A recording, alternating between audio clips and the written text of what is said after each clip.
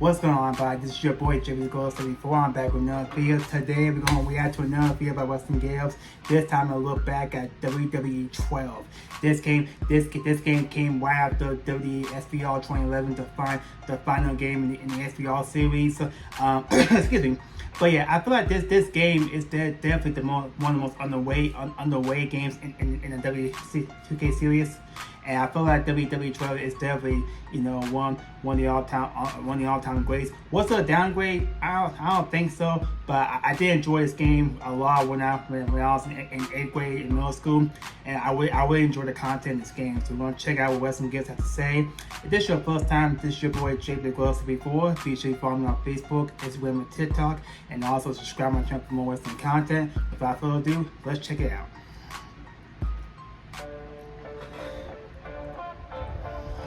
SmackDown vs. Raw 2011 was one of the greatest wrestling games ever. It was the end of the SVR series, and what a way to go out. The road to WrestleManias were fun, Universe Mode was introduced, the weapon physics were amazing, all the creation you could possibly imagine. It was just special. So then in 2011, it was time to follow it up, but now there was no more SVR, there was no SmackDown, it was simply WWE 12. And I got this game the day it came out. I chose this over Modern Warfare 3, and it was so underwhelming. It was so bad. I expected so much better. I was just disappointed. I don't know if it was because I would go on my friends list and see everyone playing Modern Warfare 3 and I would get salty, or if I was expecting some groundbreaking changes because the name changed, because it was a refresh, but it just felt so average.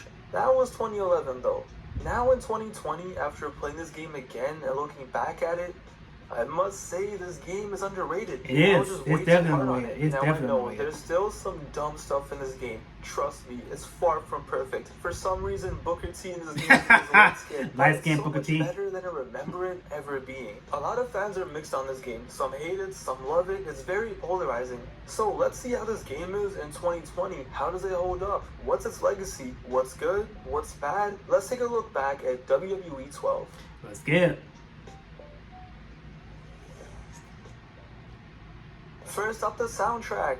I mean, the one song. Yeah, there's literally one song in this game, and it sounds like you're in some action thriller from 2004. They really wasn't really a match types are all soundtrack. there from 2011, nothing was added, but that isn't a bad thing. By this point, they practically had every match you really wanted to play. The roster is also very solid. This game was the one where they really started adding some legends in there after they disappeared in 09 and only had a few in 10 and 11. Here we got Austin, Eddie Guerrero, Vader, Ricky Steamboat, Legion of Doom, Kevin Nash, Booker T, kind of, and Edge. The roster has everyone you would expect from the time period: updated CM Punk, John Cena, Undertaker, Ray, Triple H, it's all there. But the one thing that pissed me off about this game is that they went a little too extra with the DLC. Batista, Shawn Michaels, The Rock, yo, all three of them. Yeah, they kind of went a little too much on DLC. And now their DLC. Did Mr. Krabs take over THQ in 2011? Why? Why would you do this? First of all, congratulations, Mr. Krabs. Hello. I like money. Luckily, my friend who actually bought the DLC back in the day let me download it. But really? Macho Man returning was cool though. First time since '94 he was in a WWE game other than All-Stars, which was the same year. At least they didn't make Brock Lesnar DLC. Oh yeah, thank God. Brock Lesnar was back in a WWE game for the first time since 2003. And the coolest part was, this was when he was still under contract with the UFC. So this game came out in November of 2011. Brock Lesnar fought in December of 2011 in the UFC against Overeem. This was super crazy. cool, and luckily he was an unlockable.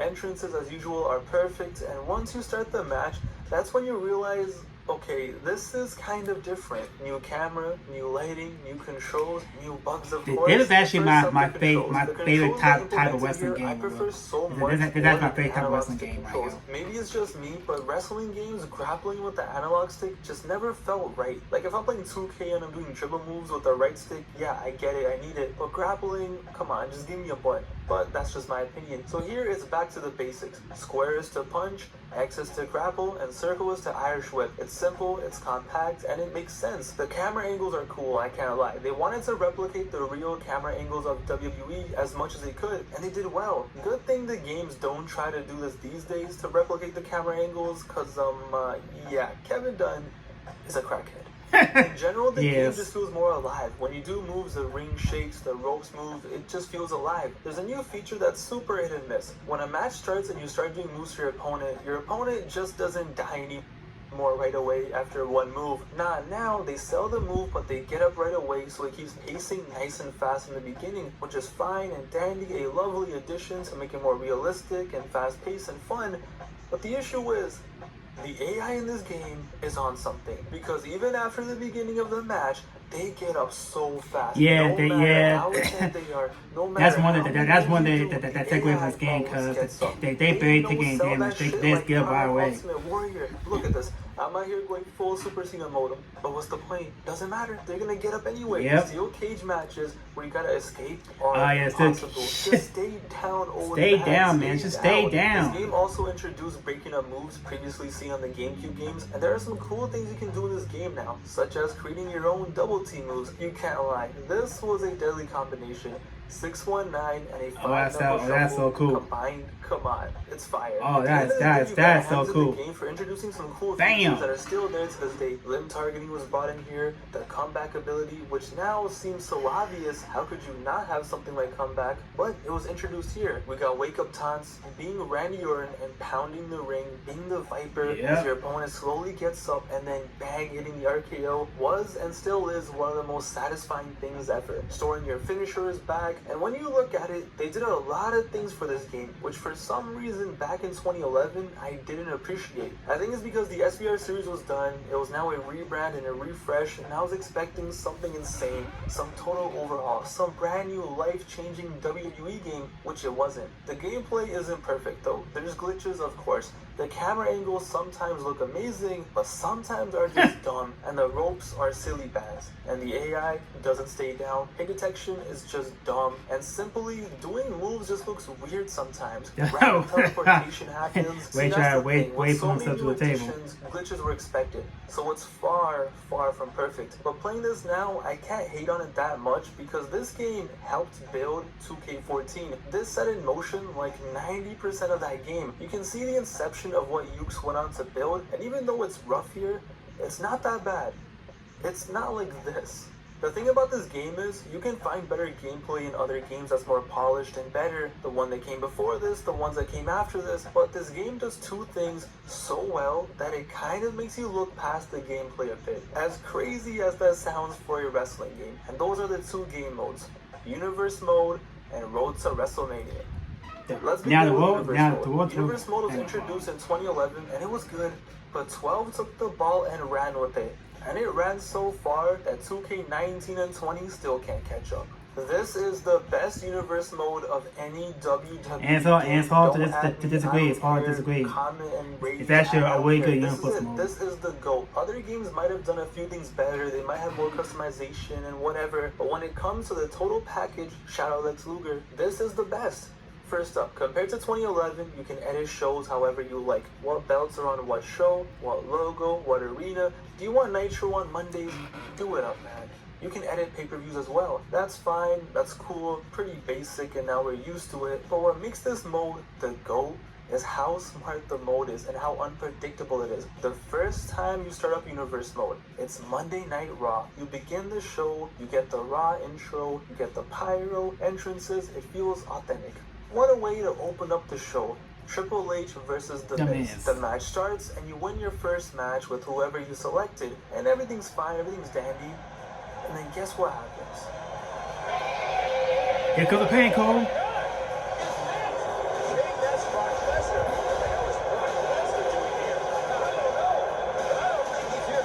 Here comes the pain code. Brock Lesnar runs out and demolishes you, and that's it. That's how you unlock Brock Lesnar, and it sets the stage perfectly for Universe Mode.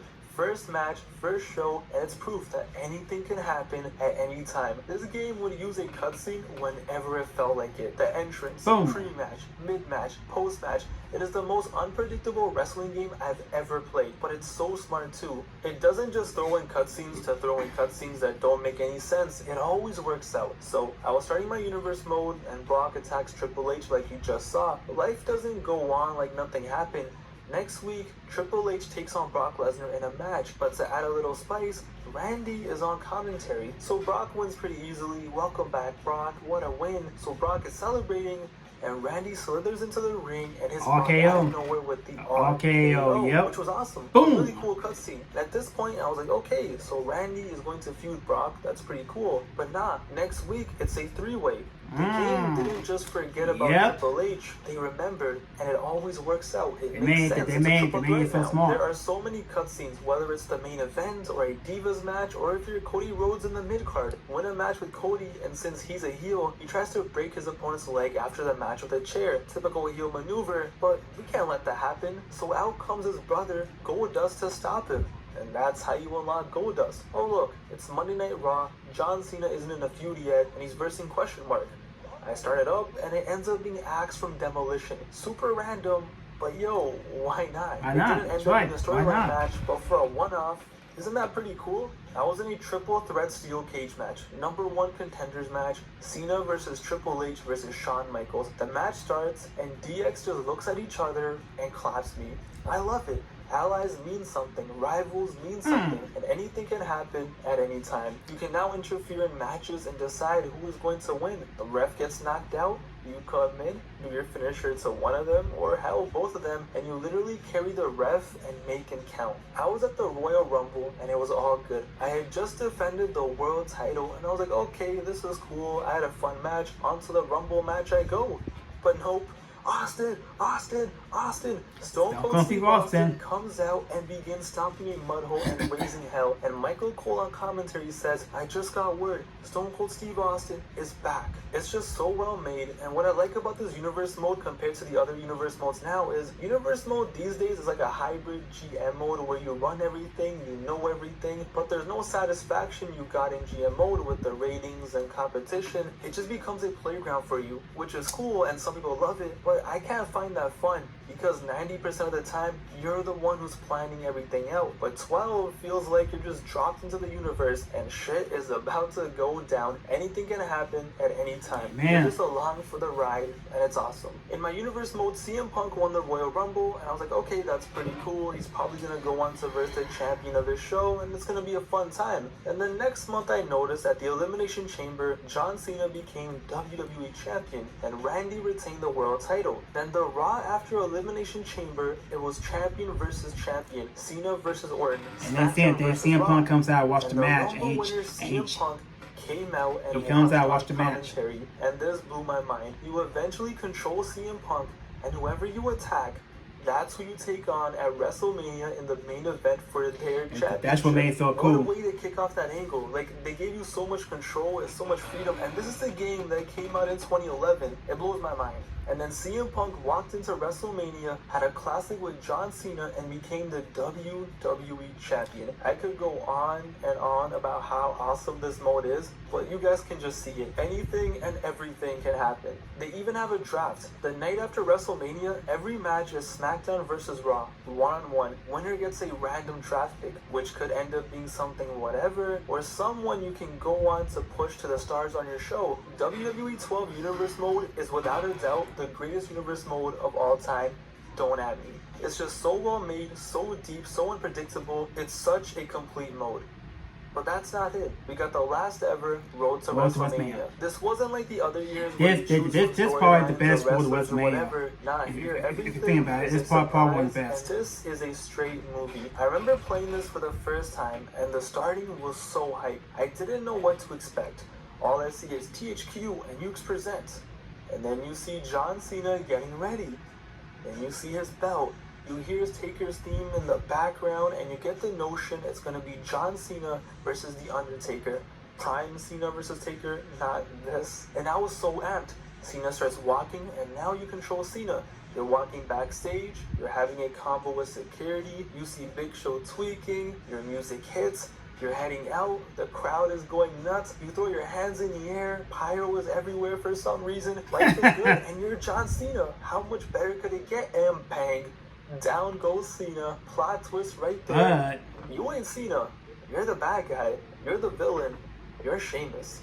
And I Yep, love the you're that guy. whole Road to WrestleMania. It was so well made and so unique, and once again, the people at Ukes made better storylines than the real life creative ever could. So you're Sheamus, and you basically take over the entire WWE. You're at bragging rights, it's SmackDown versus Raw, but now, who cares about Raw? Who cares about SmackDown? You form your own alliance. All hail the United Kingdom. I don't want to spoil this too much because I'm going to do a series on this whole Road to WrestleMania, but they just really hit it out of the park with this mode, and as the weeks go by, it just gets crazier and crazier.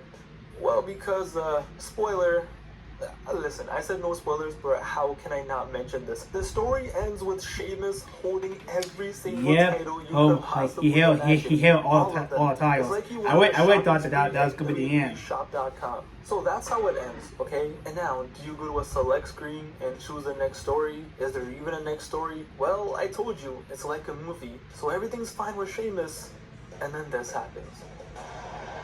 Yep. Time to play the game!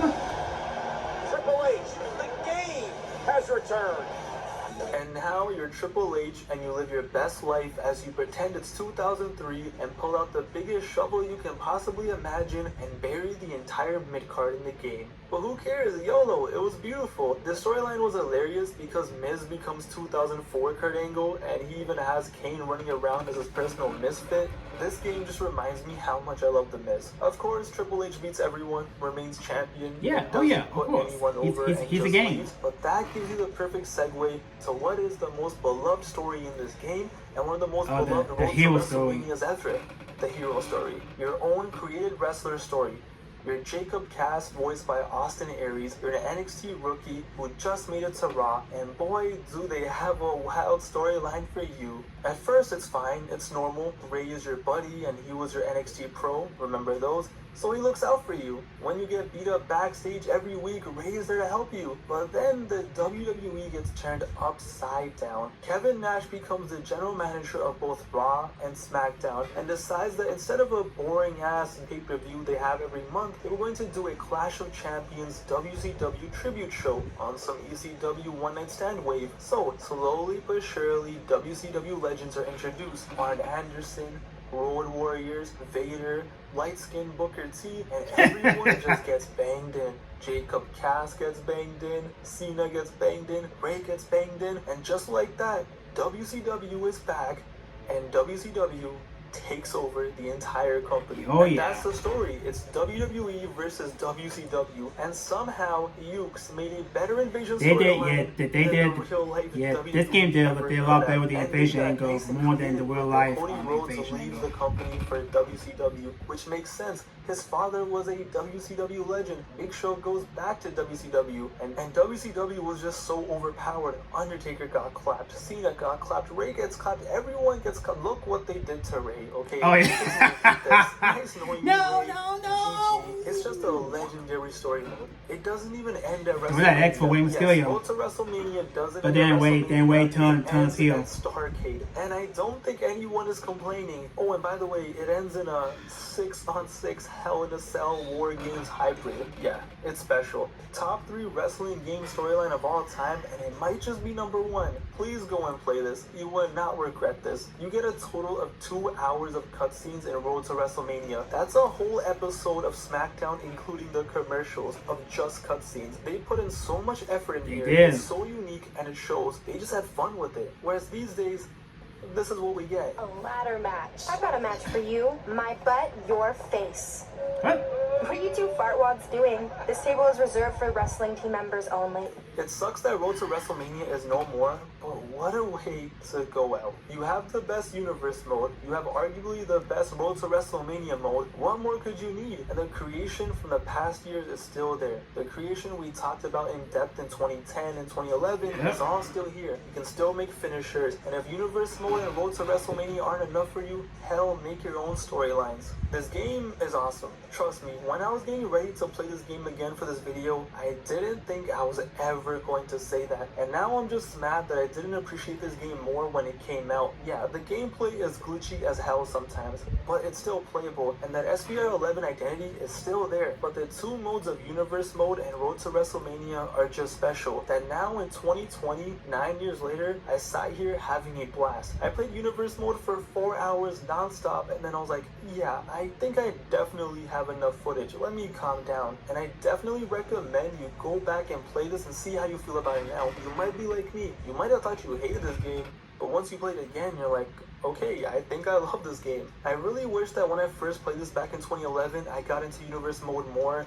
I wish I paid more attention to the Road to WrestleMania and really tried to understand what was going on, but instead I just kind of skimmed through it just to get the trophies. Like, I didn't take it seriously. I barely even watched the cutscenes. I just never gave this game a fair chance back in the day, so I always thought it wasn't good, or I thought it was just an average WWE game. But looking back at it, this game is just underrated. I strongly recommend it. Please go back and check this one out. It's definitely one of the best. Anyone else have a similar story where back in the day you didn't care for it, went back and were surprised? Let me know below. Thank you guys for watching. It means a lot. Go follow the Instagram, go follow the Twitter, subscribe, like it, dislike it, do whatever you want. But stay tuned for more content coming soon. Thank you. So yeah, like Western Gill says, it's definitely one of the most underrated games in the series, but they're definitely one of the best games of all time. In my opinion, WWE is one of the best games of all time. Like I said, the roster, the Universe Mode, the Road to WrestleMania, definitely one of the best. And when I played this game back when I was in middle school, I spent countless hours doing creating story, and also playing Road to WrestleMania. Probably my favorite part was the hero story. Like you said, the entire invasion angle with WCW and WWE going at each other, and that they actually made a better angle, more like the real invasion angle, which was so horrible. But they did a lot better here in W12, and I did enjoy this game a lot. I enjoyed playing with Brock Lesnar. I enjoyed playing with Triple H. The list goes on and on. Definitely one of the best. Definitely part of the most underrated game in the series. What y'all think? Well, what y'all think of W12? Do you think it's underrated? Do you think it's one of the best games of all time? Just leave comments down below. Until next time, this is your boy JPTHEGLOVE74. If you guys have not already, please be sure you guys subscribe to my channel for more wrestling content. Until next time, peace out, y'all.